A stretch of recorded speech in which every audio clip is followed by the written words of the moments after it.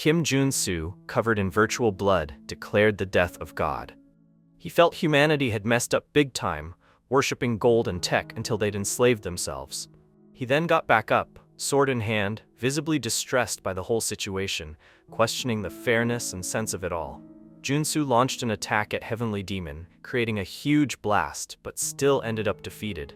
The whole scene was, in fact, taking place within Arcane Seoul, a modern fantasy game. Frustration mounting, Jun-soo complained about the game being pay-to-win garbage. How, he wondered, was a poor, free-to-play player supposed to enjoy it? Rich Heavenly Demon-chan, his in-game opponent, just smirked and said that Jun-soo had done well for F2P, but tough luck, the whole fight had been on auto mode anyway. Jun-soo was shocked and swore at him. Rich Heavenly Demon-chan continued the beatdown, admitting it was fun because he had never seen a F2P player do that well. Back in the real world, a 22-year-old college student, Kim Jun-soo, now on a footpath, was screaming, furious. He couldn't believe he'd lost to a whale after 10,000 hours on the game. He then called it a gambling game with overpowered characters. With a sigh, he concluded he was an idiot for wasting his time on a dogshit game, but resigned himself to doing his dailies. This was Kim Jun-soo, a no-lifer who did his dailies no matter what. With a resigned expression, he tried his free pull on the game, stating that it would probably be just another Warrior Kim.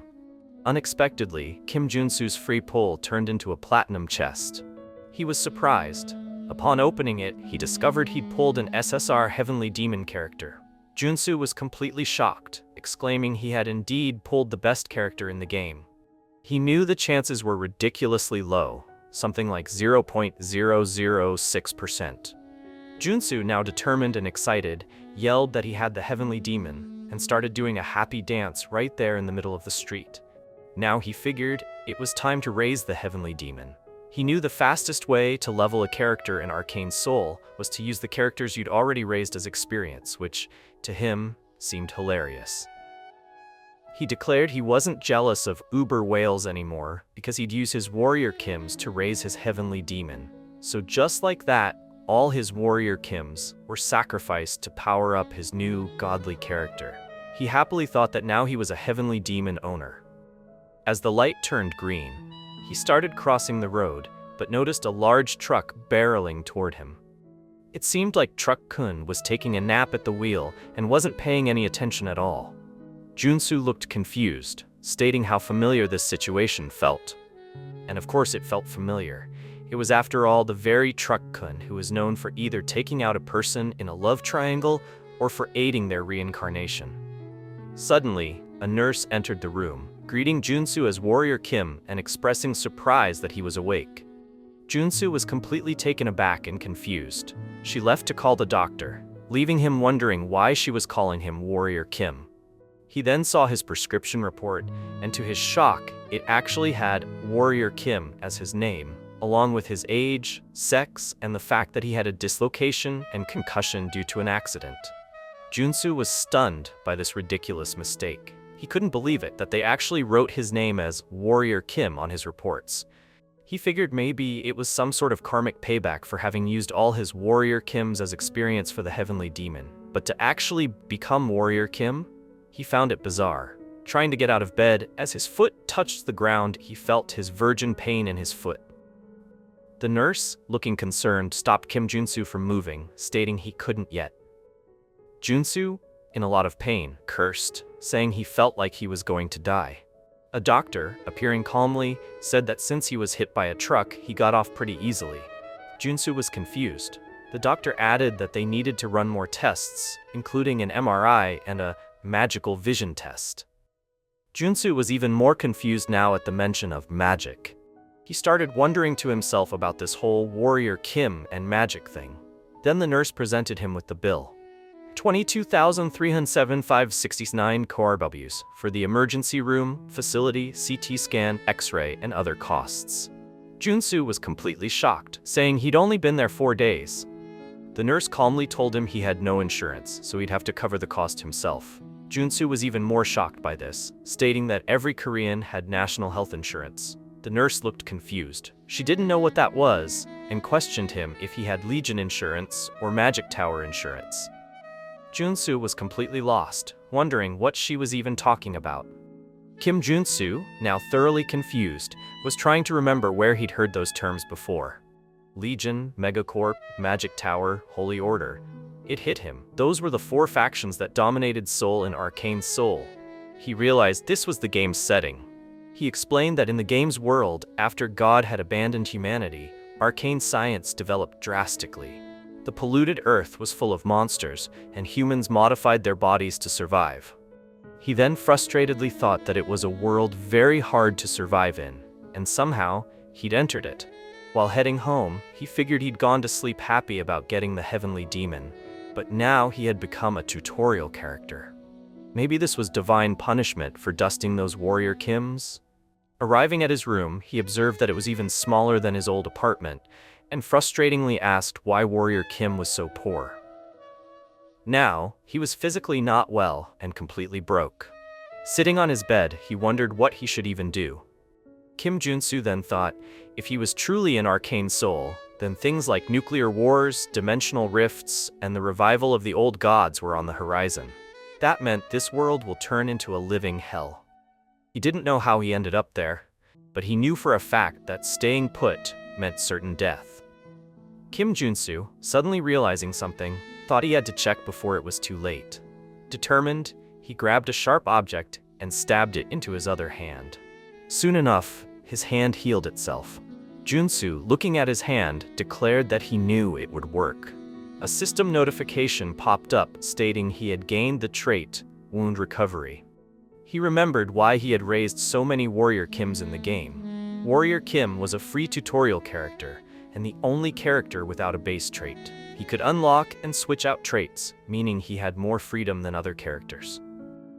For a strategy-reliant player like himself, Warrior Kim was better than higher rarity characters. Now that he was Warrior Kim, he then ripped off the bandages from his foot, and he watched as the system notification declared Wound Recovery was activated and healed the damage he took so far.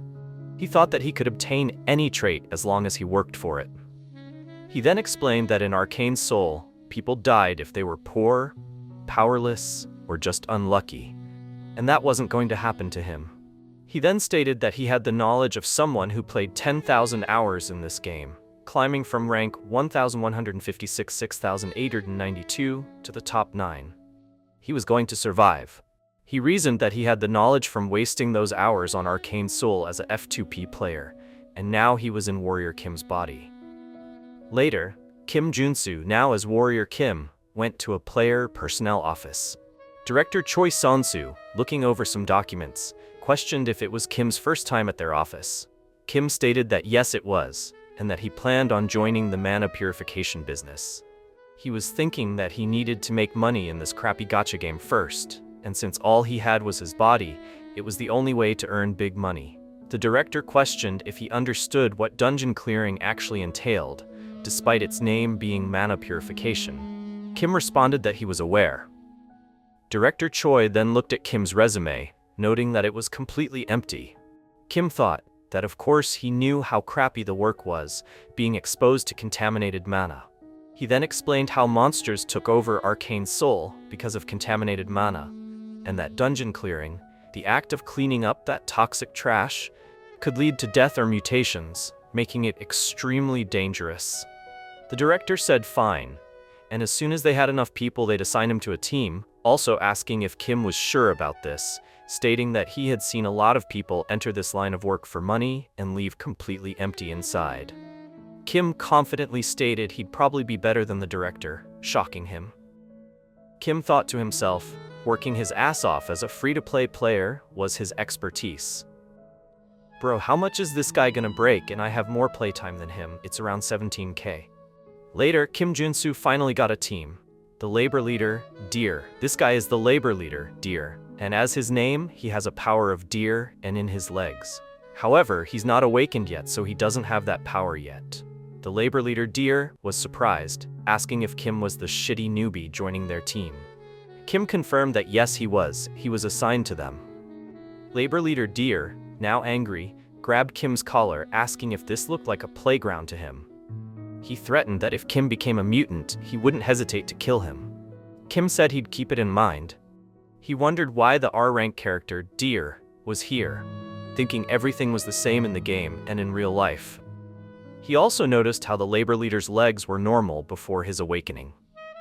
Suddenly, another guy named Hedgehog came in, telling Deer not to be so harsh on the newbie, as they were already short on staff and needed all the help they could get.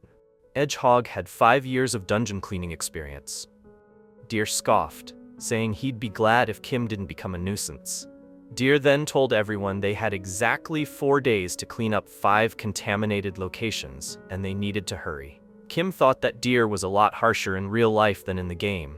Hedgehog then told Kim not to worry too much about Deer, because even if he was rough, he was a nice guy. Kim replied with an okay. At the gate of Metropolitan No. T landfill, Kim Junsu thought something smelled rotten. Someone else echoed that they'd never get used to it. Labor leader Deer stated he would open the doors and that everyone should get ready. As Deer opened the doors, he yelled for everyone to take their positions. Suddenly, a lot of slimes started approaching them. The system notified that they were dealing with low-rank monster, contaminated slimes. Kim thought to himself that these were the basis of cleaning up contaminated mana and monsters, stating they were weak in combat. But the reason they were difficult was because they won't die until you find their mana core, somewhere within their body. Deer told everyone to find their mana core. As the slimes attacked, a laborer questioned how they were even supposed to find it. Hedgehog stated that they'd be exposed to contaminated mana if this dragged on. Another laborer yelled at Kim to stay back. Kim then ran toward the laborer, attacking the slime that was sticking to him. Kim thought he wasn't taking responsibility for this. He killed the slime with a perfect strike and thought he'd just warm up a little bit. Kim began attacking every slime one by one, killing them with ease. Another laborer was shocked, questioning how he was killing them all with a single strike. Even Deer was confused about how it was even possible. Kim thought to himself that of course it was possible, and then it flashed back to 2 days ago. 2 days ago, Kim Junsu was on the ground, seemingly searching for something. A child pointed at him, saying he was weird, and the mother told the child not to stare. Kim was actually looking for money on the ground to activate the treasure hunt trait. He found 501 and got excited because he finally unlocked the treasure hunt trait, stating that it was the most important trait for Warrior Kim. He explained that before monster cleaning, he learned a few important rules while gathering a few necessary traits. The other trait he wanted was contamination resistance, which he had to obtain by resisting the temptation to avoid smelling a trash bin. He did it, and the system told him he had the trait. Kim thought that this one was the hardest, and that obtaining traits worked the same as in the game as long as certain conditions were met. Kim also stated that you could have a total of 6 traits, switching between the traits he had whenever he wanted. He listed his current traits as contamination resistance, vigor, strength, treasure hunt, and synthesis. Back in the present, the system notified that the treasure hunt trait was activated. Kim then explained that by activating treasure hunt, he could see the weakness of his opponent. Kim was able to see the mana cores of the slimes, thanks to the treasure hunt trait. Kim finally killed the slime boss, which then exploded. Deer told everyone to be careful and not to get hit. Kim on the other thought that his hard work was finally paying off. When the exploded parts hit Kim, the system notified that the contamination resistance trait was activated, giving him resistance against contaminated mana. Later on the bus, after working the entire day, Kim was exhausted. He thought that even with the help of the traits, working all day was still tiring. Suddenly, Hedgehog came over to Kim, saying that they were going home early thanks to him, and that watching him work was amazing. He asked if Kim was waiting to awaken like Deer. Kim laughed and said it wasn't like that, he just knew how to work a shovel, thanks to his military experience. Hedgehog thought that made him even more amazing. Kim thought that Hedgehog's mutation symptoms were worsening due to too much exposure to contaminated mana. He asked why he didn't take a day off because he didn't look too well. Hedgehog refused, saying he'd rather become a mutant than face his debt collectors. Kim thought that it made sense. There weren't many reasons why people would take up this job. 4 days later, Kim Junsu, with a shovel, thought that he was finally done. Everyone looked tired from days of monster cleaning. Hedgehog, looking sick, was throwing up. Kim thought he'd told Hedgehog not to push himself. Labor leader Deer told Kim that he looked ready to go and asked if it was because he was still young. He also admitted that he never thought Kim would do his part and that he had done a good job. Kim laughed, saying that it was nothing and it was thanks to everyone. Kim thought to himself that because of the new traits he earned while monster cleaning, this work felt easy now. He also thought that Deer seemed to be holding on as well, and wondered if that was because of his R rank. Deer admitted he was hella tired. Hedgehog, who was now in the process of mutating, made sickly sounds. A laborer pointed out that Hedgehog's spine was now abnormal and asked if he was okay. Deer, now shocked, ran toward him, wondering what was going on. Deer then yelled for Hedgehog to stay awake, as they had to get out of there. Kim, shocked, and knew that he was becoming a mutant. Kim then noticed that Hedgehog had lost all his sanity. They wouldn't be able to leave unless they defeated him. Kim tried to equip his traits, but none of them were fighting traits. He thought, since all the new traits he earned were specialized for monster cleaning, nothing would help in combat. He then concluded they were fucked, no matter how he thought about it. Kim Junsu got hit by the mutant Hedgehog and went flying. He thought the power difference was too big and that he might die at this rate. The system then notified he had obtained the endurance trait. Kim thought he shouldn't give up yet since he had traits. He needed to figure out how to defeat that thing. He decided that first he needed to delete some traits. He picked strength because that will prove to be helpful now. He decided that mana heart would help him control mana and that endurance will reduce damage. Mana absorption will allow him to absorb mana, and deep respiration will grant higher mana regeneration. For the final piece, he chose corruption resistance. He thought, with those basics in place, he was ready. He then yelled at the mutant Hedgehog to come at him. The system then notified that the strength trait was activated, amplifying his power by tenfold. Kim was now confident he could do this. He hit the mutant, and the mutant went flying. Kim was happy it was working. The mutant then transformed into a ball with a thick layer of spikes. Kim was shocked and exclaimed, "What the hell was that?" Looking frustrated, and he cursed under his breath. The mutant Hedgehog attacked, but it didn't affect Kim Junsu that much, because his system activated endurance, amplifying his defense tenfold. Kim thought that even with endurance, it still hurt like hell, but if he stopped now, he would die. He had no choice but to keep attacking. Kim punched the mutant, but the mutant fired back with the spikes on his back. He thought he needed to push himself just a little more. He then yelled, "Attacking." Kim lunged forward, trying to land a decisive blow, feeling confident. But the mutant's claws tore across his torso, throwing him to the ground. Despite being injured and bleeding, he refused to stay down, steadying himself with his hand, as if he had been expecting this moment of pain. He was now on the ground. Kim thought that he couldn't win with just Warrior Kim. In a flashback, Kim was playing Arcane Seoul as Warrior Kim, taunting his enemies, stating he'll defeat them all with just Warrior Kim. He then thought that back when he was playing the game, everything was easy, and all he needed was a single click to hunt down monsters. He never thought about how the character would feel. He had simply pushed the character into extremities under the pretext of efficient training. But now, he knew that it took suffering to obtain even a mediocre trait. In the present, Kim blocked a punch from the mutant Hedgehog and then punched back, sending the mutant flying. Kim thought there was no way to win without paying any price. All of that was only possible because of his system, activating the trait Mutant Muscle. Bro, look at those muscles.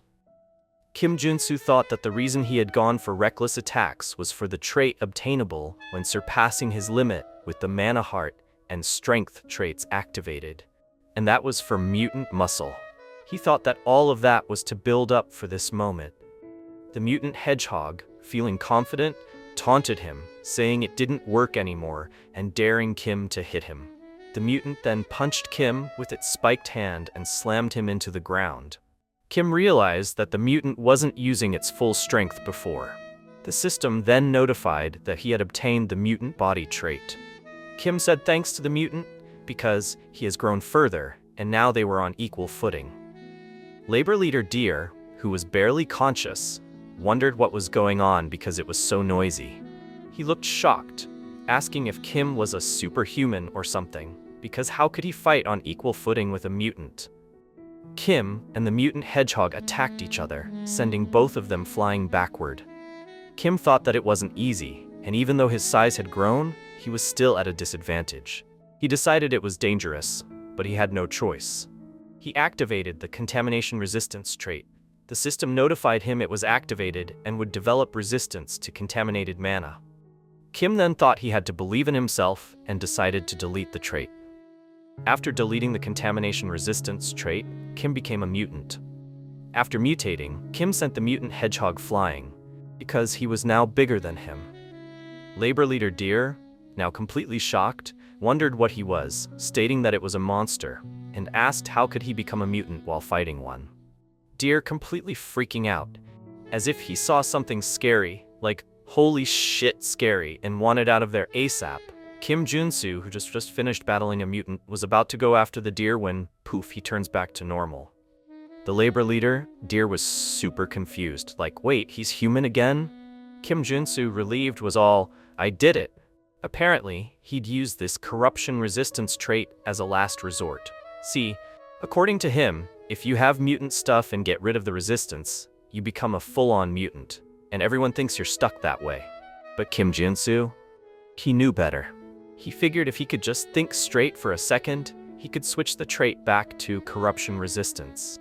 He said it felt like his bones were having a party inside him, and he never wants a repeat performance. But it was worth it because he got a level 1 mana core. He thought doing cleanup work was pretty profitable.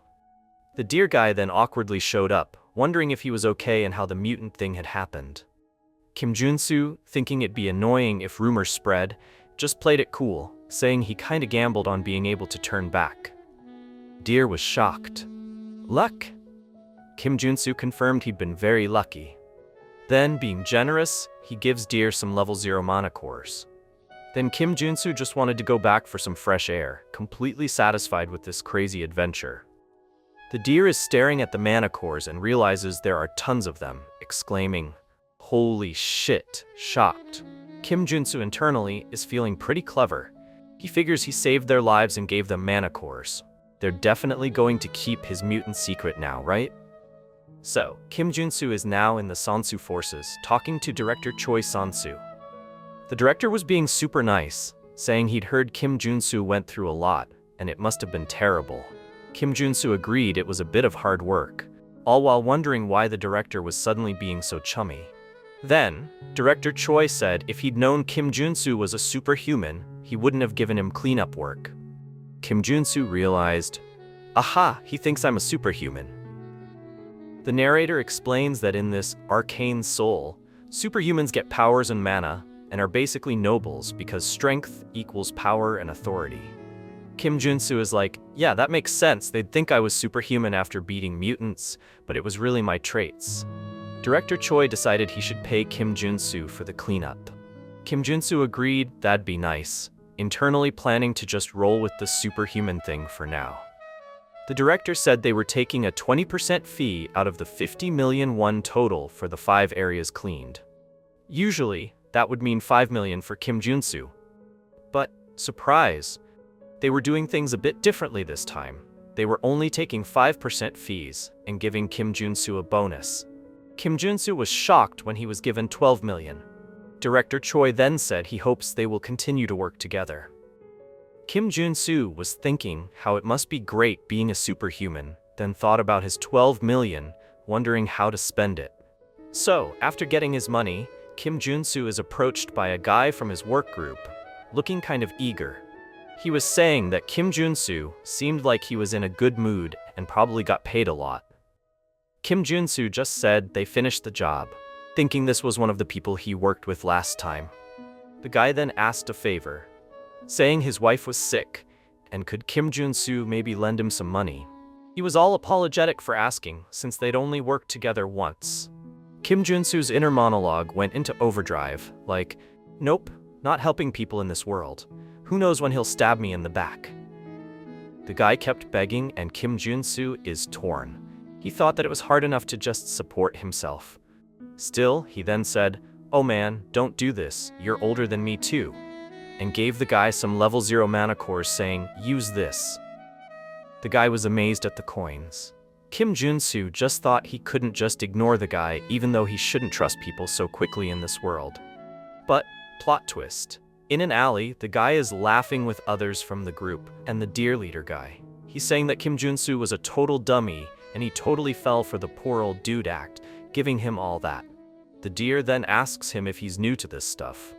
The guy said he probably could have gotten more if he had said his kid was sick too.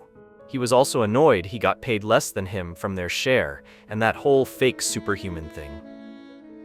The deer then stated that he isn't even a superhuman. Then, they decided they were going to teach Kim Jun-soo a lesson. Then he asked what they were going to do, and the deer clenched his fist. He said that he's going to teach him how scary the world could be, since he has a secret that only them know, implying that Kim Jun-soo is not a superhuman. A few days later, Kim Jun-soo was living the good life, getting a massage, feeling the benefit of having money. He was saying that it feels so good, that being in a game was better than reality. Then he groaned in pain mid-massage. Even though he'd spent 3 whole days resting, he still hurt. He realized he'd need to be way more careful about using those mutant traits. He thinks to himself that changing traits isn't as easy as he thought. The body is affected a lot with it. He pondered where he could survive after limiting his trait usage. Then, looking out the window, he saw the Iron Fist gang, still acting all arrogant. Apparently, in Arcane Seoul, gangs rule because there are too many monsters and people rely on superhumans. He figures that surviving the first bit was lucky, but that he can't depend on traits, so it's down to items. Next thing, Kim Jun-soo is in the Seoul Misk store. The shopkeeper asked if he was there to sell stuff, and Kim Jun-soo confirmed he had some monster byproducts. She immediately stated they don't buy level 0 mana cores, but Kim Jun-soo knew that. He showed her a level 2 mana core. The shopkeeper was shocked and asked if it was really level 2 mana core. Kim Jun-soo was thinking that it felt so good seeing her surprised, saying that fusing it in his room finally paid off. He thought that prices are affected by level, so that's why he did it. The shopkeeper then gave him 4.77 million won for the core. He took it happily, saying, "Thank you." So after selling his mana core, Kim Jun-soo asked the shopkeeper if they sold weapons and armor, and she happily led him to that section. He was amazed at how much stuff they had, thinking it was like his game. He started browsing, thinking it's time to get geared up. After buying his gear, he thinks, "Now that I have weapons, it finally feels like I'm playing Arcane Seoul." Later, while walking, a woman approached him, asking if he was a mercenary because she needed help. Kim Jun-soo said he wasn't, but the woman explained that she was on a business trip and scared of the Iron Fist gang, asking if he could protect her on the way to her lodgings. She offered 500,000 won. Kim Jun-soo's internal monologue went into daily quest mode, thinking that maybe he should give it a try since he's geared up and he can't ignore a lady in danger. He then told the woman they should go and she was relieved. As they went to her lodgings, they arrived in a shady place. Kim Jun-soo finds it suspicious that there isn't even an ant, let alone people around the location, as she told him to go around the corner Grace. The woman then told him that they're almost there. Kim Jun-soo stated that he couldn't see anything because it was too dark. Suddenly, the system popped up, telling him he got the night vision trait. Kim Jun-soo was surprised, now able to see, thinking he didn't plan for this, but he still got a trait. So, things take a dark turn when the woman suddenly pulls a gun on Kim Jun-soo, saying he's way more cautious than she thought. Kim Jun-soo was like, "A gun?" realizing it must be a trap. Then, the deer leader guy appears, asking where he was going, and saying it was nice to see him again. Kim Jun-soo was shocked and confused, asking what he did to deserve this. The deer says he just seemed dumb enough, and there was no other reason, and he started to insult him. Then, Kim Jun-soo yelled that they shouldn't start a conversation, and then run away like that, running for his life and yelling for them to shoot him. The woman shoots him in the torso, and he fell. The deer yelled at the woman for shooting his torso rather than his legs. The woman said it's better than letting him get away. The deer guy was freaking out because he thinks Kim Jun-soo is dead, because he knew that he returned to being human after becoming a mutant. He figured some mage would buy his dead body. The woman was upset that they could have gotten more money if they captured him alive. The deer guy said that it can't be helped and that they should do it. So the deer and the woman turn back, only to find that Kim Jun-soo's body is gone. The deer guy is completely surprised, asking where the heck his body went. Suddenly, Kim Jun-soo appears out of nowhere, having broken a streetlight with some force and hitting one of the labor guys from behind. The guy yelped in pain, and the deer, shocked, asked if he was still alive. Kim Jun-soo then confirms he is alive, saying that he can't die to people who repay kindness with betrayal. Kim Jun-soo was thinking that it was good that he exited the store wearing his bulletproof vest. Thanks to that, he got the trait he needed. The system pops up, stating that he obtained the playing dead trait. The deer is looking around panicked as it is pitch dark, saying he can't see anything and asking where he is. Then, Kim Jun-soo appears behind him, saying, "You looking for me?" He then says he saved their lives, so he's now taking theirs, calling him a son of a bitch. Kim Jun-soo punches the deer in the face, telling him he should be thankful for being saved, and that trying to kill his savior is wrong.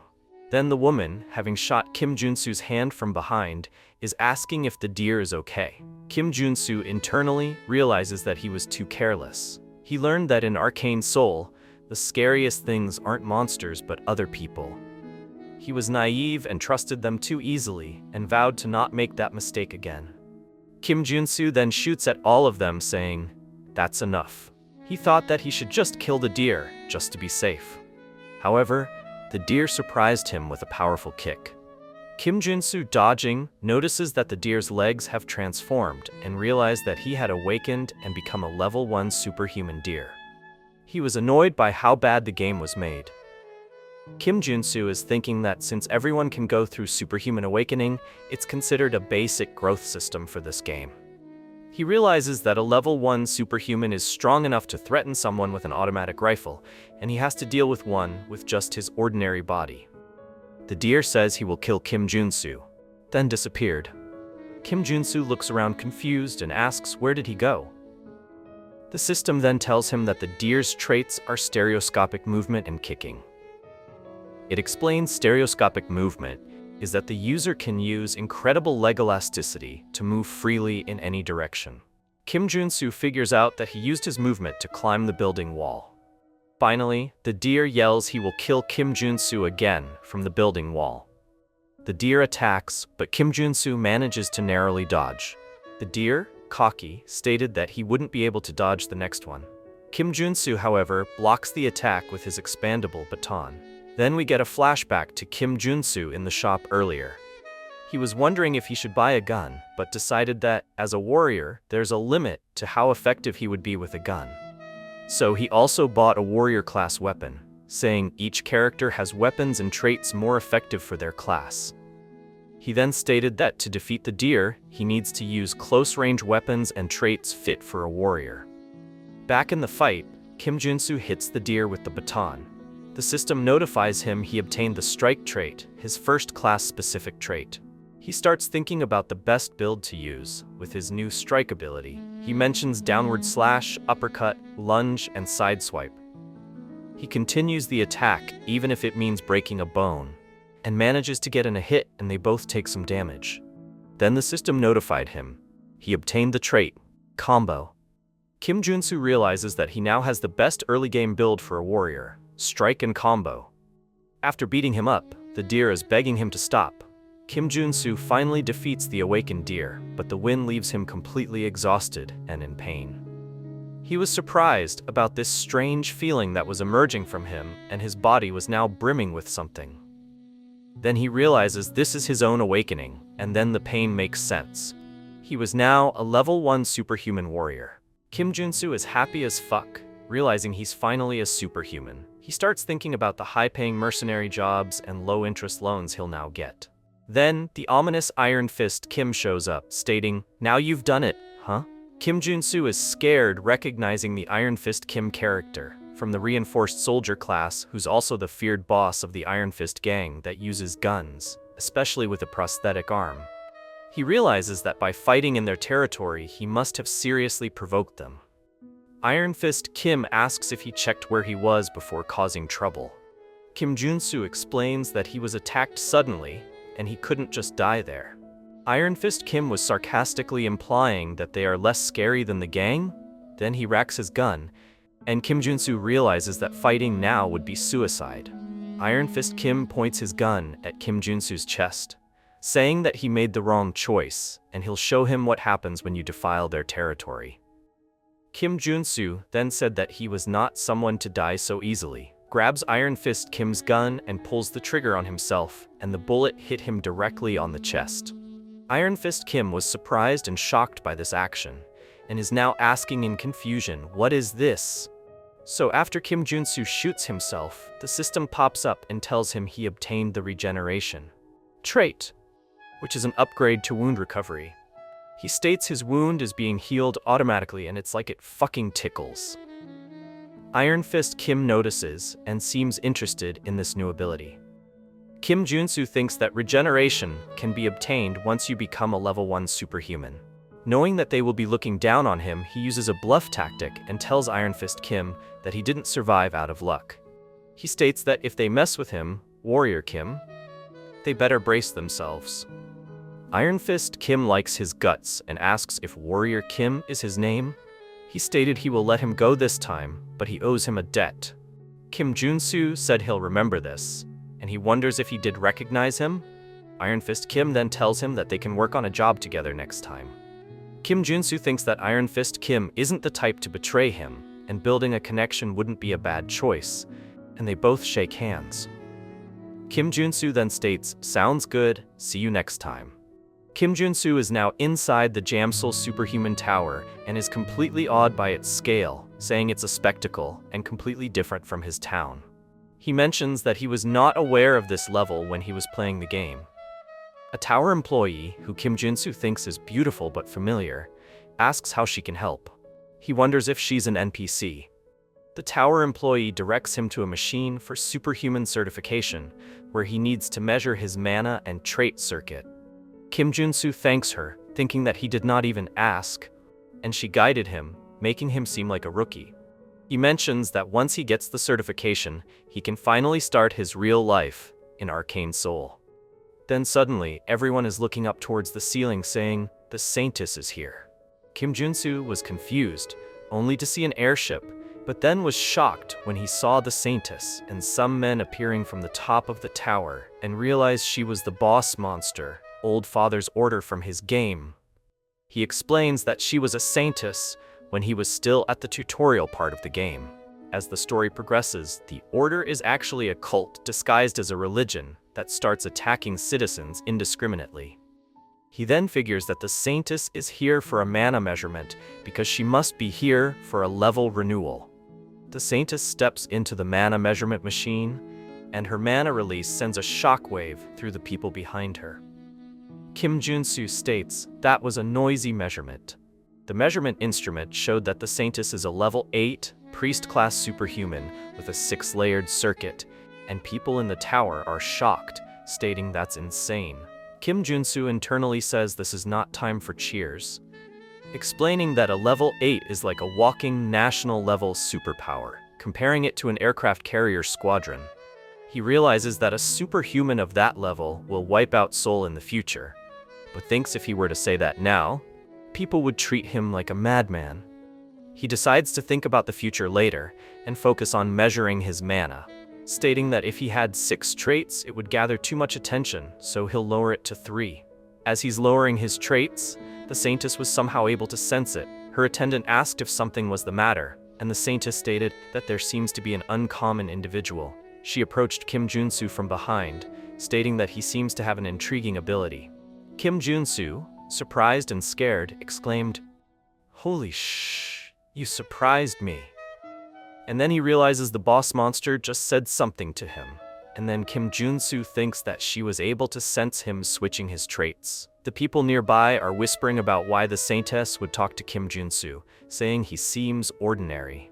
The saintess then holds Kim Junsu's hand, asking for his name. Kim Junsu nervously gives his name as Warrior Kim. Internally, he knows that the only reason a priest in Arcane Seoul would ask for someone's name is bad news. The saintess then says that she represents the Old Father's order and will baptize him, stating the Old Father desires rare powers like his. She tells him to submit to find peace. Kim Junsu's inner monologue goes wild. He realizes that if he gets baptized and obtains the baptism trait, he would have no choice but to become a paladin of the order. He knows that the order loses to significant figures in the war in Arcane Seoul, so he does not want to be with them. So, he refuses to be baptized. The saintess was surprised and stated she must have heard wrong. He then said he was serious and refused. The saintess then put her hand on his shoulder, telling him he has the freedom to refuse, but the Old Father has already laid his eyes on him, telling him to not forget that a holy mote has taken root inside him. Kim Junsu is surprised by this statement. She then tells him that if he can't overcome such a tiny mote, his free will means nothing. She wanted to punish him by making him feel the unending sharing pain by giving him divine fever, and then he starts to burn with some kind of fire. The people nearby are looking down on Kim Junsu, stating, "Is he irreligious? How dare a rookie like him refuse baptism?" Kim Junsu is in agony, feeling like his entire body is burning from the divine fever. He internally says it's one of the strongest debuffs, causing endless burning pain that prevents a person from living normally. The only way to get rid of it is to get baptized. He thought he was prepared, but realizes he might actually die now. Suddenly, someone pours water on his face, and it's the tower employee from earlier. She asks if he's okay, and he's surprised to see her helping him, since no one helps those affected by divine fever. He decides he needs to endure this a little bit longer. He sits down to meditate, and then the system notifies him that he obtained the divine resistance trait. He states that he didn't refuse baptism recklessly. He knew that the divine fever is stronger based on the target's mana, and since he's only a level 1 superhuman, the debuff is weaker. Then, Kim Junsu realizes he needs to muster more mana from within. The pain increases, but then the tower employee pours more water on him. Kim Junsu realizes that it feels like water of life in the midst of pain and decides to focus on the contrast sensation. He thinks, fire and water, the burning pain and cold reason, and by using his own mana he will extinguish the fire. Then the system notifies that he obtained the trait, Mana Barrier, and with that, he was able to overcome the divine fever. He states he did it. Kim Junsu thinks to himself that the Mana Barrier is a Tier 1 common trait a defensive warrior must obtain. The tower employee is concerned and asks if he's alright, and Kim Junsu thanks her and states that he's now okay. Everyone nearby is surprised he overcame the divine fever, wondering if he used some cheat skill. Kim Junsu thinks that he didn't completely overcome it, and that his barrier is a temporary measure against the pain. But he was happy that he was finally free from the burning pain, thinking that the black flame looked cool, but only visible to other superhumans. He also thinks now that it's time to measure his mana again and begins to use the machine. The machine begins to load, and as the level begins to go up, the results of Kim Junsu's measurements are 22 years old, mana level 1, 6-layered circuit. The tower employee was surprised. Then the people around them were also shocked that he's level 1, but has 6 traits. They realize that this might be the reason that the saintess was so interested in him, and that he's a super rookie. Kim Junsu thinks that he has now gathered too much attention as his goal was to grow stronger quietly. He realizes that he can't even hide his traits anymore because of his mana barrier. Then the tower employee congratulates him that she has never seen anyone starting with a 6-layered circuit, and says they should go issue his superhuman license. After some time, Kim Junsu finally receives his superhuman license. The tower employee congratulates Kim Junsu on becoming a certified superhuman. He's very happy and states that he worked hard to get here. The tower employee begins to explain the privileges of level 1 superhumans, but Kim Junsu cuts her off, saying he already knows them all. He confidently lists the tax reductions, right to carry weapons, and other benefits that come with leveling up. The employee is surprised he's so knowledgeable, and he confidently explains that it's because he's a game addict, a doctor in superhumanology. He then admits he doesn't like wasting time. He then sees many people were waiting for him, and now wants to find a quiet way out. He asks if there's a quiet way out, and the tower employee states that she's already prepared one. Kim Junsu was surprised, asking, "Prepared?" She then tells him to follow her, and he's impressed that she provided a stealth cloak and secret passage, and thanks her. She then said it's no problem since they have to help each other after all. The tower employee shows him the direction he needs to go in, as she can't guide him anymore due to the rules. Kim Junsu bows, thanking her for everything. She states that it's no problem and has a safe trip back. Kim Junsu is surprised by how kind she is. He also notes that she's very pretty and he wants to repay her favor once he's stronger. Then he wonders what was her name. He looks at the card she gave him and is shocked, stating, "Bake Sorin?" He realizes that's the name of one of the 3 strongest SSR rank warrior characters in the game. She's a berserker who always had a scary appearance. He mentions that he did find her face familiar, and that in-game she always looked scary, that he could never imagined her as a kind person. He then wondered just what happened to her. We see Kim Junsu again, this time battling some slimes, and he's clearly not having a good time, stating that being a superhuman isn't that great. He's been cleaning out monster caves for a week straight, and he's on the verge of dying from overwork. He sits down, stating he only finished 1 cave and he's already exhausted, saying his efficiency sucks. He realizes it's because he focused all his traits on maintaining the mana barrier. If he could specialize it for monster cleaning, he would have been done hours ago. He realizes he can't do any other work because of the divine fever debuff. He needs a rare potion called Nectar to get rid of the fever, but it's so expensive that he can't afford it with this kind of cleaning work. Then, he gets an incoming call from Director Choi, and he notes how persistent this guy is, thinking he is done with him. But then he has a sudden great idea. Later, Kim Junsu is now at the Seonsu agency, and Director Choi is gushing over him. He states he's the one who overcame the divine fever and started with a 6-layered circuit, saying he's honored to see the man of the rumors. Kim Junsu is unimpressed and asks if he found the work he requested.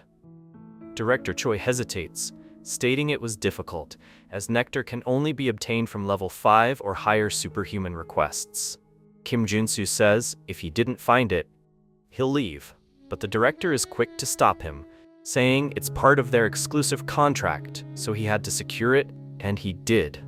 Kim Junsu was thinking that the director was desperate for a superhuman contract. He knew he would find a request with a nectar reward. Director Choi's the request involves a company called Number One Security. Kim Junsu states he's never heard of it before and asks if it's a security firm. The director explains that it's a private military company, one of the top 10 in the industry, whose CEO and vice CEO are a married couple from traditional martial arts families. Kim Junsu is wondering what a wealthy family like that could possibly need. Director Choi reveals their son is the problem. He's over 20, but hasn't awakened as a superhuman.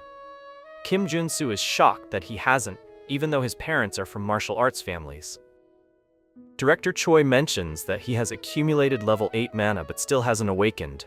The condition for the job was a level 1 or higher warrior-type superhuman, fitting Kim Junsu perfectly. Kim Junsu decides to see them for now.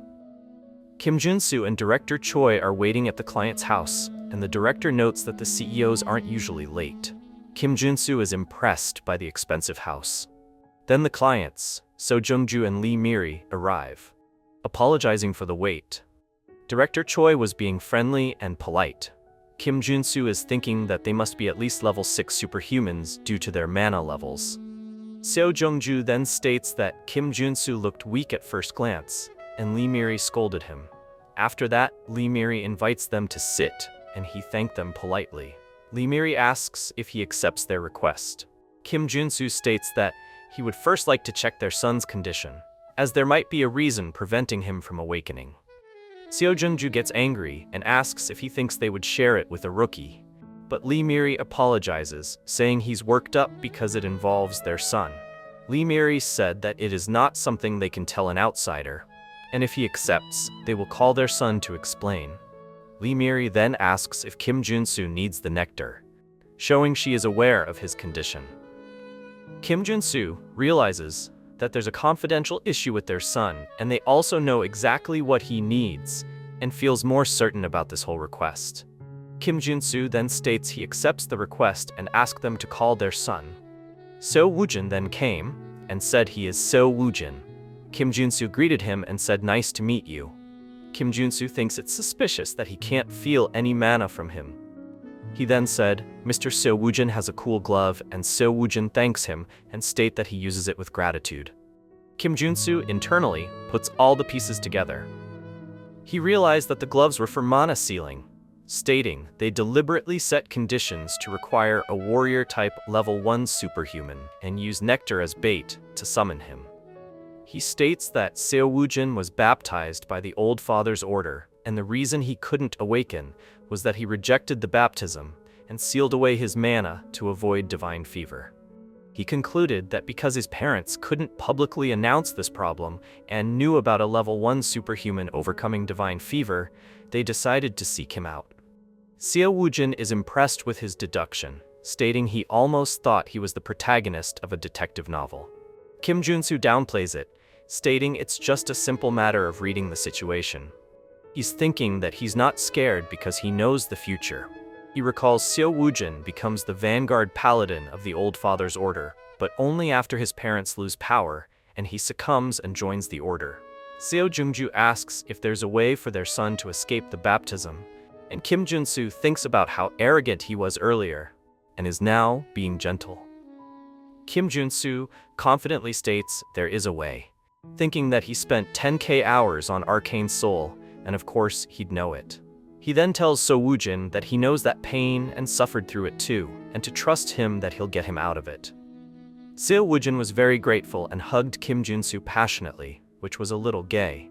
Kim Junsu is internally satisfied, stating he doesn't care if it's the Saintess and that her future subordinate is on his side now. Kim Junsu, suddenly adding a condition, said that before they start the treatment, he'd like to add a condition. So Jungju was confused, asking an additional condition?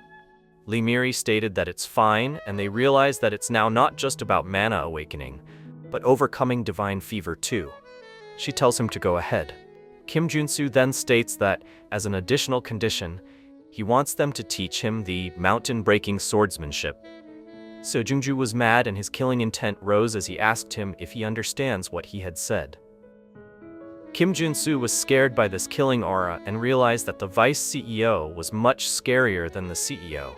Seo Jungju told Lee Miri to go easy on him.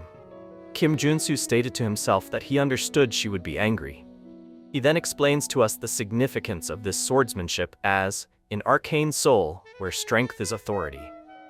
He explains that a superhuman swordsman can easily destroy a tank, and that high-level martial arts are worth trillions of KRW. He also recalls that if a level 1 superhuman learns and trains this swordsmanship, they can easily reach level 4. He was wondering if he crossed the line, as only the elites were able to learn it. He states that his condition is only if he succeeds. Lee Miri, after taking a look at her son, calmed herself down and agreed, stating that if he succeeds, she'll give him a memory chip containing the swordsmanship along with the nectar.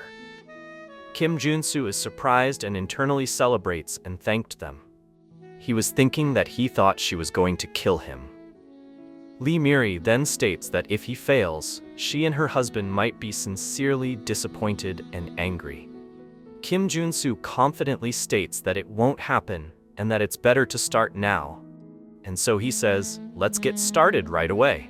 They're now in a room with a mana-focusing circle and 200 intermediate-grade mana potions. Lee Miri stated they've prepared everything he asked for. Kim Junsu said that's enough, and that he would prefer to be alone with the patient during the treatment. Then, Lee Miri apologizes for what happened earlier and explains that Woojin was forcefully baptized when he was young, so he never had a chance to be a normal kid, and because of that they were oversensitive and that they leave this completely up to him. Kim Junsu was thinking that everyone in their family had to suffer because of the Saintess trap. Seo Woojin said he's fine. Kim Junsu then thinks that in the game, Seo Woojin ends up opposing his own family. He understands that he would become a cold person in the future. He admits he kind of feels bad for them. Kim Junsu said not to worry, that he will succeed at all costs. He then said to Seo Woojin, now that it's just the two of them, let's get started. Seo Woojin then, scared, asks what he should do and starts shaking. Kim Junsu tells him to take it easy. Seo Woojin asks if he's going to torture him with a drug injection or electric shock to forcefully awaken him, like they always do. Kim Junsu, intrigued, asks what kind of treatments Seo Woojin has received so far. He then thinks that the general treatment is to drink nectar after awakening. However, since Seo Woojin had too much mana accumulated, the divine fever was too severe for him to awaken and everything else failed. Kim Junsu tells him not to worry, but to keep everything he sees during today's treatment a secret, to which Seo Woojin promises. Then, Kim Junsu says that he's starting. He explains that first, he has to expand the mana barrier to the absolute limit. Then, the barrier will get weaker. Kim Junsu starts chugging down all 200 of the intermediate grade mana potions and gags, stating they taste bad. The system then pops up, notifying him he obtained the drug addiction trait. He states that he's now able to focus his mana on the shield, and the system tells them he generated an area shield. Kim Junsu thinks that the divine fever has been completely pushed out of the barrier, and Seo Woojin states that it's amazing. Kim Junsu tells him that it's too early to be surprised, stating that he has to take off the mana sealing glove. Seo Woojin is confused, and then Kim Junsu explains that he has to push his hand out of the barrier and grab his hand. Seo Woojin, now scared, asks if the two divine fevers would start a resonance reaction. Kim Junsu tells Seo Woojin that his divine fever will be bearable inside the barrier and not to ask why, but to just follow orders. Seo Woojin says that this is the first time he's taking off the glove since being baptized. Kim Junsu then stepped outside of the barrier, stating, "Ugh," and starts feeling nervous at just how much mana Seo Woojin had. He stated that it is scary, but that he has to grab his hand. He grabs Seo Woojin's hand, screaming in pain that it hurts more than when the Saintess baptized him. It feels like his bones are being shattered into pieces. But he tells himself that he has to maintain his focus and endure the pain. He tells himself to screw the Saintess and the divine fever as he pulls Seo Woojin outside the barrier. The system pops up, notifying him he obtained the damage absorption trait. He states it is a success. Seo Woojin, relieved, mentions that it's bearable, even without the glove. Kim Junsu is pleased and said that's why they had to go through that crap. He explains that he used the barrier and damage absorption to take part of his divine fever, weakening Seo Woojin's considerably. Then, Kim Junsu gives him a wooden sword, saying that this is the final stage, and for him to attack him until he awakens. Seo Woojin accepts, stating that it is time to use the swordsmanship he's practiced since his childhood. They quickly began to practice, and Kim Junsu is shocked when Seo Woojin broke an iron arm guard with a wooden sword. The system notified him that he obtained the trait Protect. Kim Junsu realized that even with the trait, he'll be in critical condition from one strike. He wonders what kind of swordsmanship Lee Miri taught a child, and he's having a hard time just dodging his strikes. He then obtained the trait Evasion. Kim Junsu saw steam. He realizes Seo Woojin is about to awaken, but he also realizes that the sword and Seo Woojin are glowing with the same color. Then, the system notified them that SSR rank Seo Woojin has obtained 1 with the sword. Kim Junsu is shocked as he understands that he has now reached a state where the sword becomes the person. He realizes that it's an insanely overpowered trait for the warrior class, but that Seo Woojin is in a complete trance.